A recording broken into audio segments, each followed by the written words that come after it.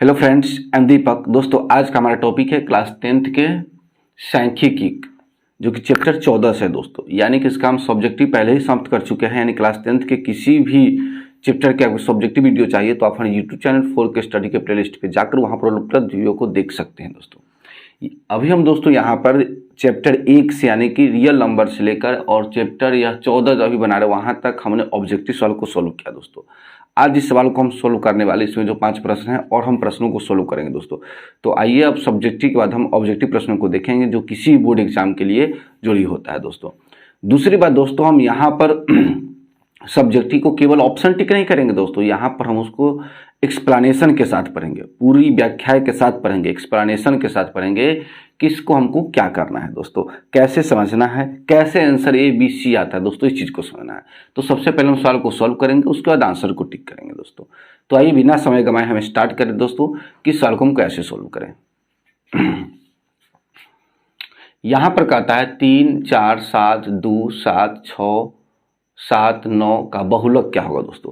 तो बहुलक हम जानते हैं दोस्तों कि बहुलक का आंसर जो होता है सर्वाधिक बारंबारता वाला चौरमान या सर्वाधिक बार आने वाला चौरमान किसी भी तरह में दोस्तों। तो यहाँ पर हम दोस्तों हम देख रहे हैं यहाँ पर 3 है, 3 यहाँ पर है। तो 3 कितनी इधर दोस्तों, जो यह हमारा जगह है वो एक्सप्लेनेशन के लिए है, व्याख्या के लिए है। तो यहाँ 3 है, तो 3 कितना बार आया है? 3 दोस्तों एक ही बार आया, यहाँ पर 3 एक ही बार आया है। यदि हम 4 की बात करें तो इसमें 4 भी एक ही बार आया है।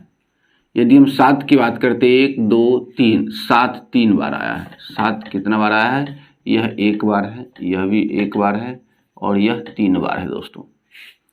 6 की बात करें हम, 6 की बात करें तो यह भी 1 बार आया है और 9 की बात करें तो यह भी 1 बार आया दोस्तों। 9 1 बार आया है। अब इस 1, 2, 3, 4, 5 में देखते हैं तो सबसे अधिक बार कौन आया है? वह संख्या है 7। 7 कितना बार आया है? 3 बार आया है दोस्तों, जो कि सबसे अधिक बार है। तो यहाँ पर बारंबारता होगी, बहुलक होगा 7। कितना होगा? 7, क्योंकि सबसे अधिक बार आया है 7, इसीलिए 7 इसका बहुलक हुआ। बहुलक के सूत्र होता है किसी भी वितरण में सबसे अधिक बार आने वाला चौरमान दोस्तों, तो इसलिए यहाँ 7 हो जाएगा आंसर। अगला है प्रथम 3 लगातार प्राकृत संख्याओं का माध्य क्या होगा। प्रथम 3 लगातार प्राकृत संख्याओं का माध्य क्या होगा दोस्तों। तो प्रथम 3 लिखेंगे, प्रथम 3 लगातार प्राकृत संख्याएं। प्रथम 3 लगातार प्राकृत संख्या, प्रथम 3 लगातार प्राकृत संख्या। तो प्राकृत संख्या दोस्तों 1 से चालू होता है, 1, 2 और 3 दोस्तों। यह प्रथम 3 लगातार प्राकृत संख्या है, 1, 2, 3। अब उसका माध्य कहता है दोस्तों, तो माध्य में कुछ नहीं करना है, टोटल के जोड़ देना है और 3 संख्या 3 से भाग कर देना है। 1 + 2 + 3, 1 + 2 + 3, इसको ऐड कर दे, बट्टे में हो जाएगा यह 3, 3 2 5 1 6, 6 बट्टे हो जाएगा दोस्तों यहाँ पर 3। अब पुनः इसको हम क्या करेंगे? काट देंगे। जोड़ दिया है, प्रथम 3 लगातार प्राकृत संख्याओं का माध्य कहता है, तो ऊपर 3 को जोड़े, 3 को संख्या है तो नीचे भाग दे, जितना संख्या रहता है उससे भाग कर दिए। 2 1 3 3 3 6, 6 में 3 से भाग देंगे तो कितना मरतबे कर देगा? 2 मरतबे। 3 दूना 6 हो जाएगा, यह हो जाएगा 2। अब देखिए यहाँ पर प्रथम 3 लगातार प्राकृत संख्याओं का माध्य हो जाएगा, यह यहाँ पर 2 हो जाएगा दोस्तों। कितना हो जाएगा? 2 हो जाएगा। अब तीसरा कहता वर्ग अंतराल 10 से 20 का वर्ग चिन्ह ज्ञात करें दोस्तों। वर्ग चिन्ह कैसे ज्ञात किया जाता है इसको हम समझेंगे दोस्तों।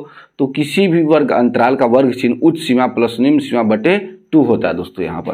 तो यहाँ पर वर्ग अंतराल कितना दिया है? 10 से 20 दिया है, तो हमें निकालना है यहाँ पर है वर्ग चिन्ह। क्या निकालना है? वर्ग चिन्ह। वर्ग चिन्ह तो उच्च सीमा कितना है? यहाँ पर 20 है, निम्न सीमा 10 है, तो 20 + 10 बटे 2 जोड़ेंगे दोस्तों, तो 20 और 10 कितना हो जाएगा? 30, और 30 में हम 2 से भाग करेंगे। 30 में हम यदि 2 से भाग कर दिए तो आ जाएगा 15 दोस्तों। तो यहाँ पर हम दोस्तों देखेंगे वर्ग चिन्ह में 15 ऑप्शन कहाँ है, जो कि यहाँ पर है दोस्तों। मैंने पहले ही कहा था कि इसको हम बनाकर एक्सप्लेनेशन के साथ बनाएंगे और पुनः हम यहाँ पर समझाएंगे दोस्तों, यहाँ पर पुनः समझाएंगे यहाँ पर। अगला है संचयी बारंबारता वक्र क्या कहलाता है दोस्तों। तो ये आपको याद होना चाहिए दोस्तों, संचयी बारंबारता वक्र त्वरण कहलाता है, जो कि ग्राफ पर बनाया जाता है संचयी बारंबारता को लेकर, तो उसको हम त्वरण कहते हैं। यह दोस्तों आपको यह कॉन्सेप्ट से है, वह आपको पता होगा तो इसको टिक कर दीजिएगा। किसी बारंबारता का बहुलक डैश होता है दोस्तों। मैंने यहाँ कहा था दोस्तों कि बारंबारता का बहुलक किसी भी वितरण में सर्वाधिक बार आने वाला चर मान होता है। कोई भी वितरण है उसमें सबसे अधिक बार जो संख्या आती है वही उसका बारंबारता होता है। तो यहाँ पर क्या कम से कम बारंबारता दोस्तों, तो यह नहीं होगा ऑप्शन।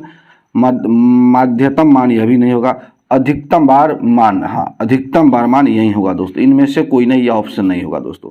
तो यह मान होगा अधिकतम बारंबारता वाला मान, जो कि किसी भी बारंबारता का क्या होता है, या बहुलक होता है दोस्तों। तो इसका ऑप्शन हो जाएगा सी हो जाएगा दोस्तों। तो यहाँ पर दोस्तों हमने 5 प्रश्नों को बहुत ही आसान से और एक्सप्लेनेशन व्याख्या के साथ समझ गए हैं दोस्तों। आप इसका स्क्रीनशॉट लें। अब हम इस 5 प्रश्न के बाद हम छठे प्रश्न को सॉल्व करेंगे, यानी नेक्स्ट प्रश्नों को हम सॉल्व करेंगे दोस्तों। तो दोस्तों अब हम आइए प्रश्न संख्या 6 उसे सॉल्व करते हैं। अभी तक हमने 5 प्रश्नों को सॉल्व किया। छठा में कहता है दोस्तों कि संख्याओं 1 2 3 डॉट डॉट डॉट n का माध्य क्या होता है दोस्तों, यानी कि प्राकृत संख्याओं का माध्य क्या होता है दोस्तों। तो उसका एक सूत्र आता है, यह एक सूत्र आता है कि प्राकृत संख्याओं का माध्य का सूत्र n+1/2 दोस्तों। तो यहाँ पर हम देखेंगे तो ऑप्शन नंबर सी हो जाएगा, n+1/2, जो कि प्राकृत संख्याओं के माध्य का सूत्र होता है।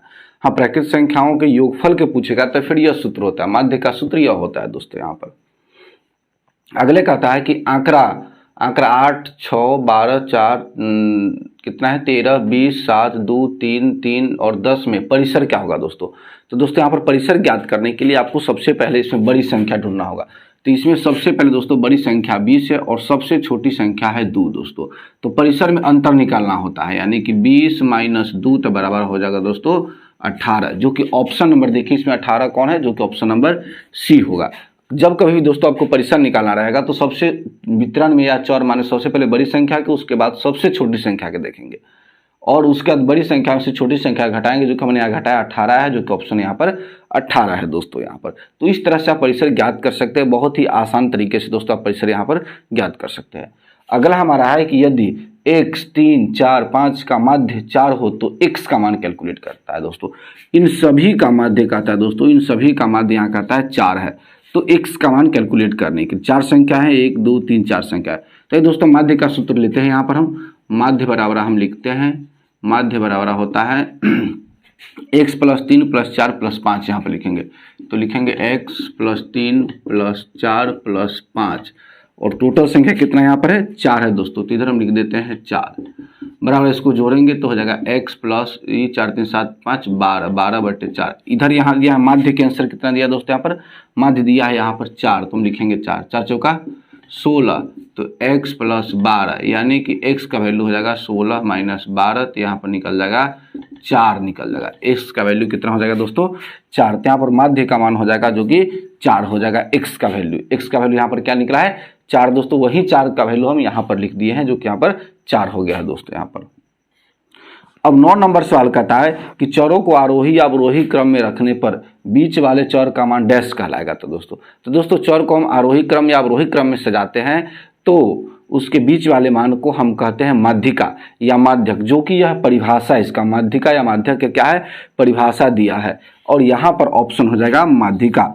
चर मानों को आरोही अवरोही क्रम में सजाएंगे और बीच का जो मान होगा वह माध्यिका या माध्यक कहलाएगा दोस्तों। माध्य दिया बहुलक दिया कुछ भी नहीं, तो माध्यिका दिया रहेगा या माध्यक दिया रहेगा दोस्तों, तो यहाँ पर माध्यिका हो जाएगा आंसर।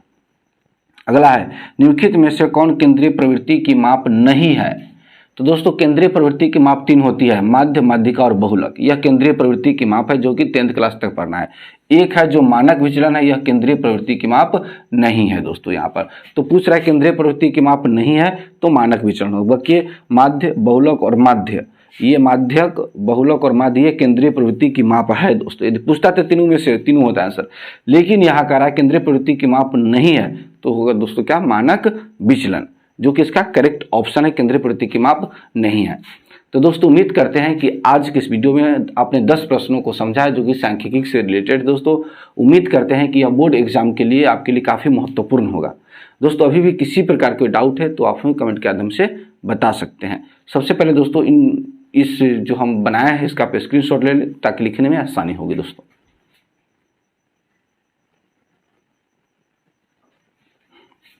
उम्मीद करते हैं वीडियो समझ में आ गया होगा। अगर अभी भी किसी प्रकार का कोई डाउट है तो आप हमें कमेंट के माध्यम से बता सकते हैं। मिलते हैं एक और वीडियो में दोस्तों, तब तक के लिए जय हिंद।